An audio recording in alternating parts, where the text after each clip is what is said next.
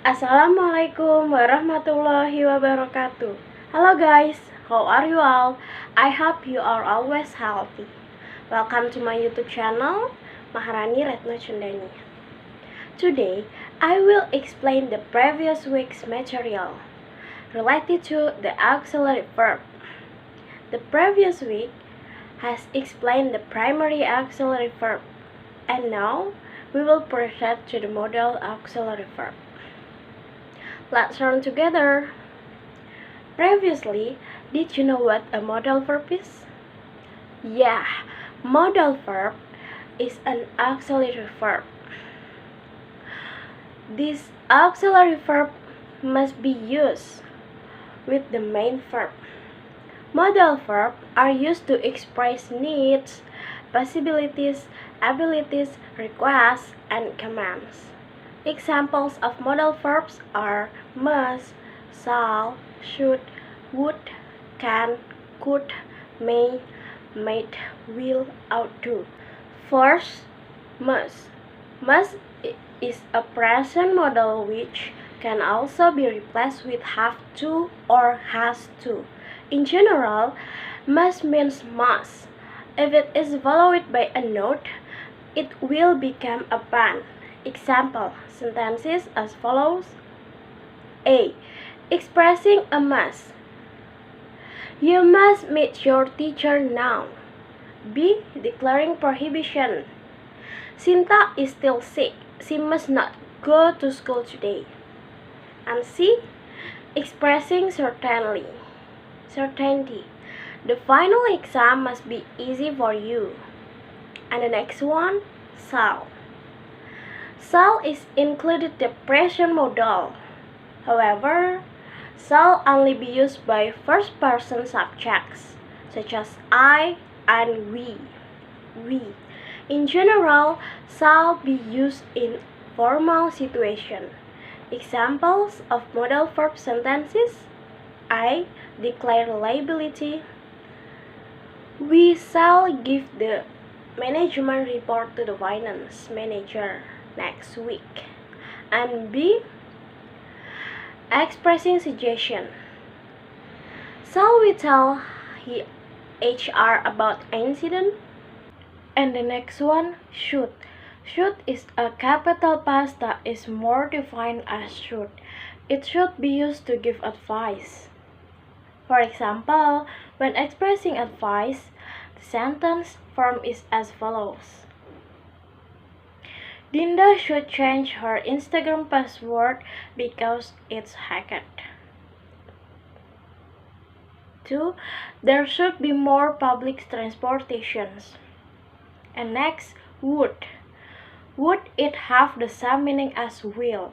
However, would be a modal past and can also be used for more formal sentences. For example, A. Expressing will or intention, willingness. If you had invited me, I would come last night. B. Making prediction. I believe that our team would become a winner. And C. Ask a request. Would you help me to do my assignment? And the next one, can. The modal verb can means can. Just like a will, can is also a present modal. Example sentences are A. Declaring ability. I can show you the magic. B. Ask for permission. Can I go home now? And C. Expressing possibilities. It can be fun if he is here right now. Next one, could. Could have the same meaning as can. However, could be a modal past and is used to speak more formally.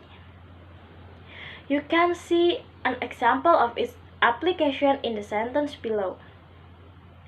A. Declaring ability. When I was still in senior high school, I could study all. B. Ask for permission. Could I sit here? Another chair is full. C. Expressing possibilities. It could be very hard if you don't help me. May. May is a present modal which means may, used in sentences like the example below. A. expressing possibilities. Sani may come after doing her work. B. Ask for permission. Might I visit grandma this week? And C. Expressing suggestion. You may not eat lobster if you have a seafood allergy. And the next one, might. Might mean the same as might, but in the past modal form. Another difference is that might express the possibility that is more uncertain and states things more formally. Examples are as follows. A. Expressing possibilities. Nicole might go to Bali next year. And B. Declaring over. Might I offer you to do assignment? And C. State a sentence that is proven not to have happened in the past. The word might be followed by having. Father might have asked Tony to join. B. Ask for permission. If Abdul has a concert in Indonesia, might I go to the concert? And the next, will. The modal verb will is a present modal which means will. Use of modal verbs as example are below. A. Expressing will or intention. Willingness. I will join the event if my mother allows. B. Making prediction. President will come to our city next week. And C. As a request. Will you have lunch with me? And the next one, ought to. Ought to is included in the present modal which function to indicate which one is more appropriate. An example of its application in a sentence is below. A. Declare liability. We ought to eat now before we perform. B. Expressing suggestions.